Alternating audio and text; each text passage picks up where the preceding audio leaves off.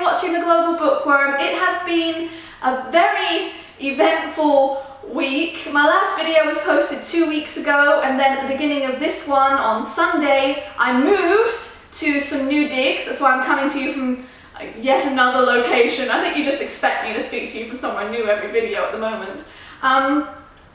So yeah, moved on Sunday, had a less than 2 full days of feeling like I knew where my life was going for a change, and I knew where I was going to be for possibly the next solid year, which for me is quite a big deal because that doesn't happen much. Then, oh by the way, I moved so that I could be within walking distance of my job that I told you about in the last video, my amazing job at this gorgeous independent bookstore. Then on Tuesday, walking to work for the first time. I arrive, a couple of hours of normalcy, and then I get fired, well, let go in the afternoon for reasons as yet mysterious to me and most of the people I worked with. See, I've got to start initiating the past tense now. And right, well I feel alright about it now, but that day was awful. I cried for so long. I looked like I'd been in the ring with Muhammad Ali. It was not pretty. But luckily yesterday, Thursday, I was offered my job back in Sydney. So I'm going back to Sydney in about a week, and I'm going to be working there instead. Melbourne has not treated me very well ultimately, and I'm happy to cut my losses. So yeah, I have no idea where I'll be filming from once I get to Sydney. Nevertheless, this is another book haul because on Monday evening, literally like less than 24 hours before I was let go, I attended this, it's kind of a publisher's roadshow, and it was a bunch of UK indie publishers who were coming to the Wheeler Centre in Melbourne to talk about their forthcoming catalogue, especially with an emphasis on their Christmas books.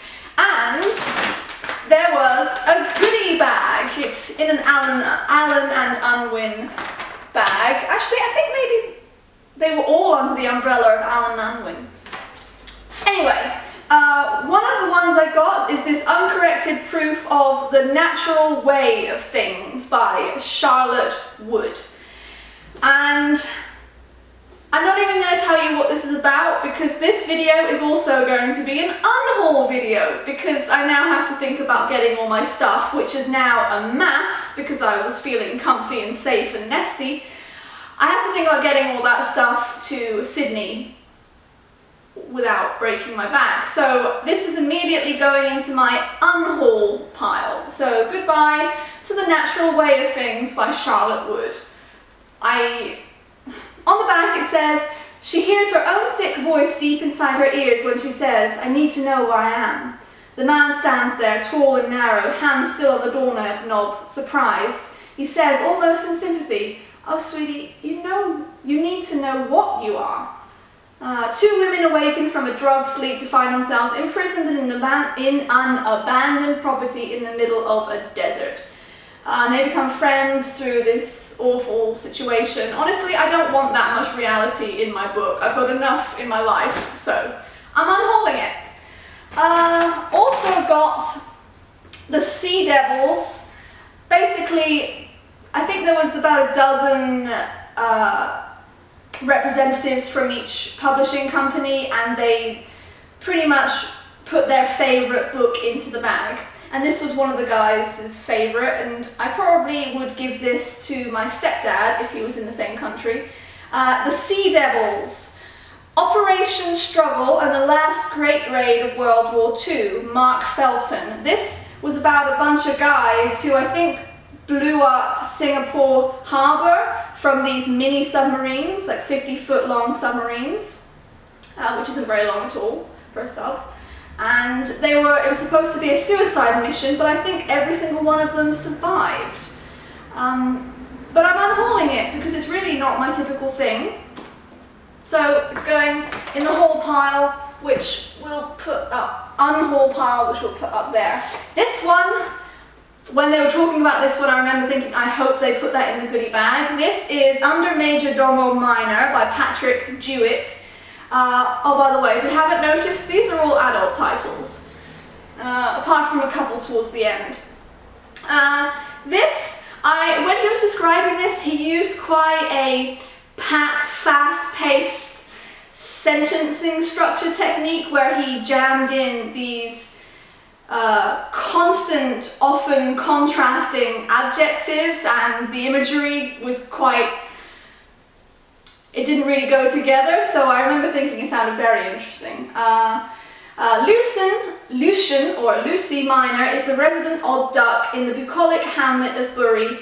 Friendless and loveless, young and aimless, he is a compulsive liar and a melancholy weakling. When Lucy accepts employment assisting the major domo of the remote, forbidding castle of the Baron von Ochs, he meets thieves, madmen, aristocrats, and a puppy. He also meets Clara, a delicate beauty who is, unfortunately, already involved with an exceptionally handsome partisan soldier. Thus begins a tale of polite theft, bitter heartbreak, domestic mystery, and cold-blooded murder, in which every aspect of human behaviour is laid bare for our hero to observe.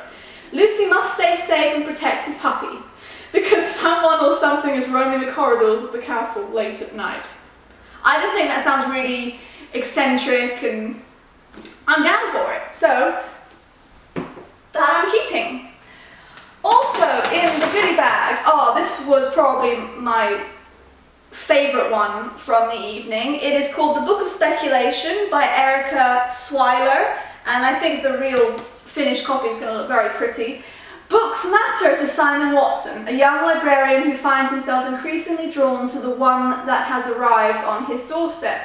It seems to be some kind of journal from the owner of a travelling carnival in the 1700s, who reports many strange and magical things. What does this book have to do with his family?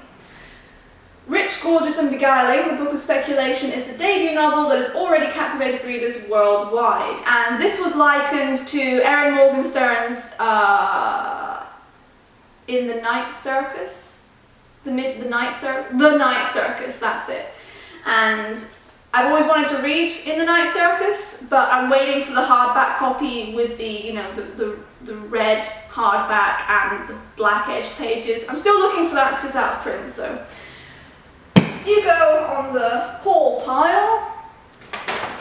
Then I have, this is quite pretty even as a proof, Scarlett Thomas's The Seed Collectors.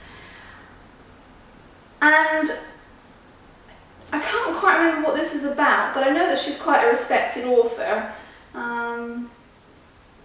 But there's some quotes on the back, one from in the book. I have no idea why everyone thinks nature is so benign and glorious and wonderful. All nature is trying to do is kill us as effectively as possible. And then some reviewer kind of quotes. Magic realist, tragicomic, transcendent family saga, most enjoyable. And also a far-out botanical adventure, barbed, casually genius, philosophical, and intensely readable. A joy.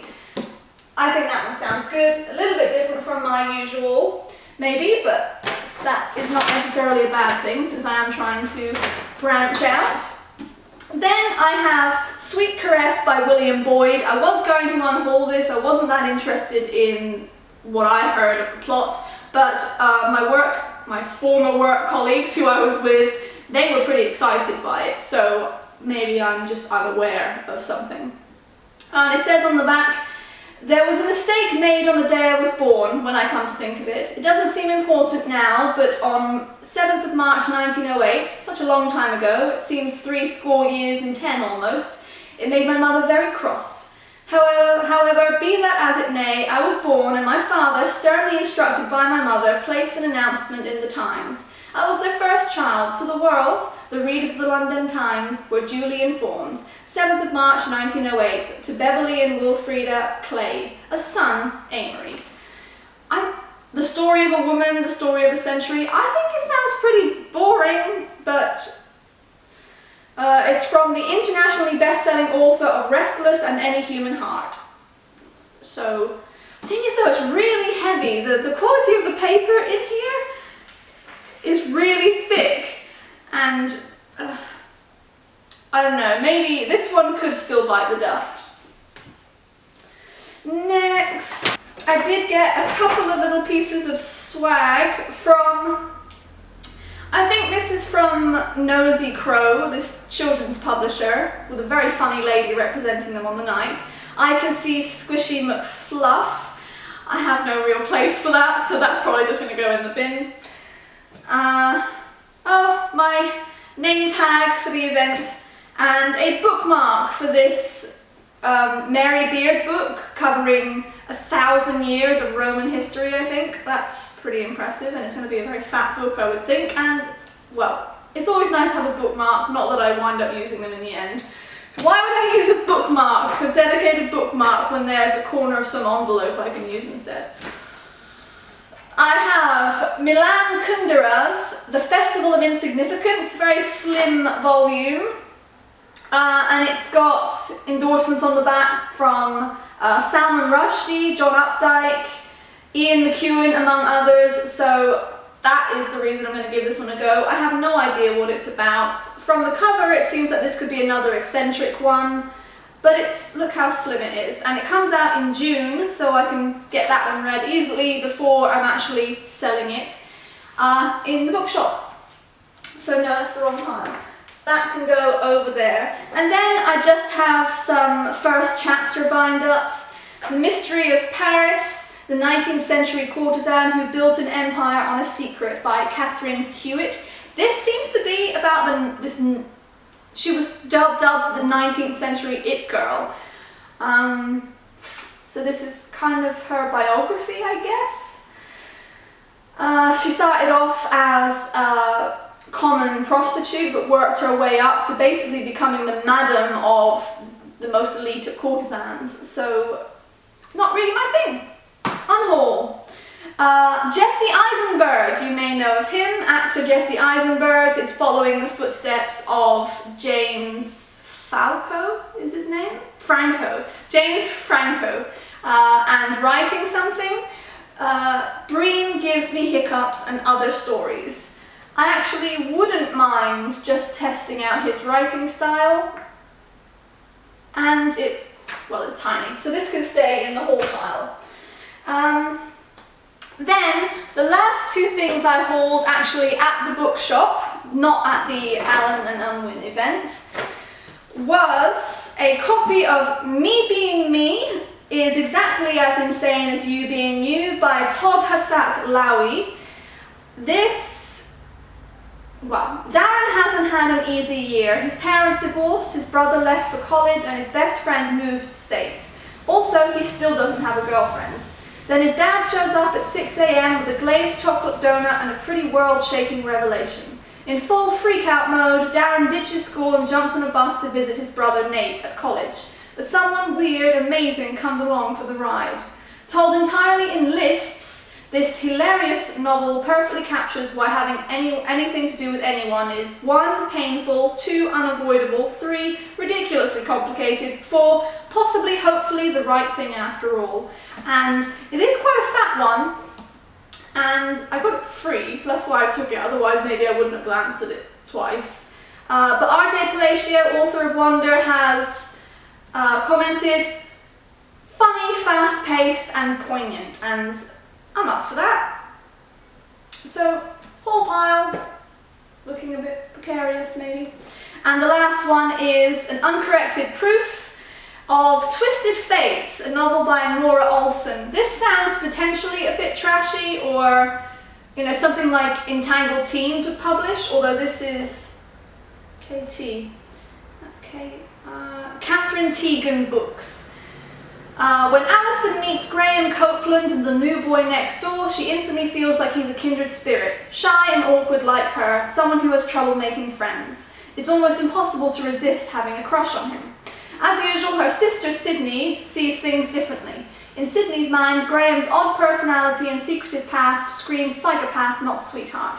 Her gut is telling her to stay away from him and to protect a love-struck Alison from her own naivety. But despite her instincts, Sydney is surprised to realise that a part of her is drawn to Graham too.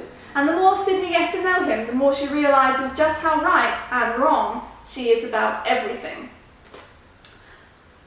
who knows, maybe it will be as kind of trashy as it sounds. But now on for the rest of the Unhaul, and these are basically the books I showed you in my last haul video.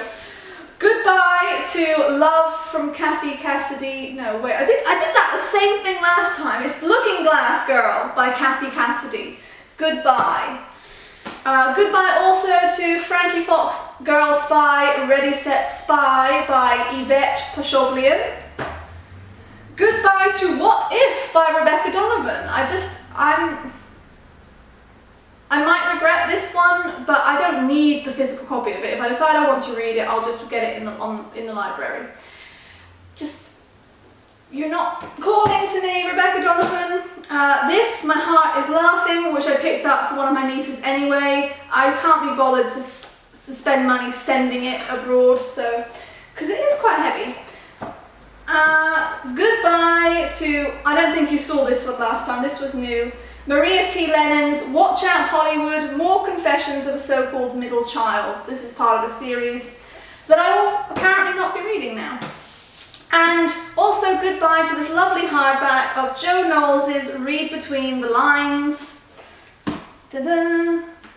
And also goodbye to A Family in Paris, Stories of Food, Life and Adventure by Jane Peach. I only got this because I was feeling like I might use it for some sort of crafting project. So that's gone, basically. There is I don't know if it's the Queen Victoria building. I'll put where it is on the screen. There's a place in Sydney in the CBD, which is the Central Business District, where they have basically a free exchange non-membership library. You just go in, look on the shelves, take a book and either return that book when you finish with it or replace it with something else.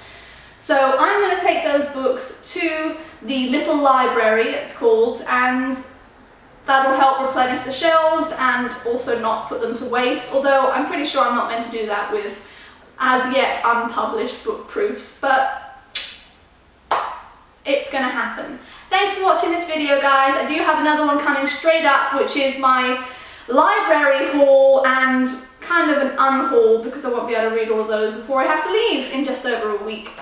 Thank you for taking the time to watch this. Also, a whole bunch of new people have subscribed to me this past week. I don't know what was going on, but every time I looked, there was, you know, not just one or two more, but a dozen more, and that's awesome, because I've now broken 400. I think I'm 409 now, which, thank you, that's really cool, and that was one of the few good things to happen this week, so gratitude your way.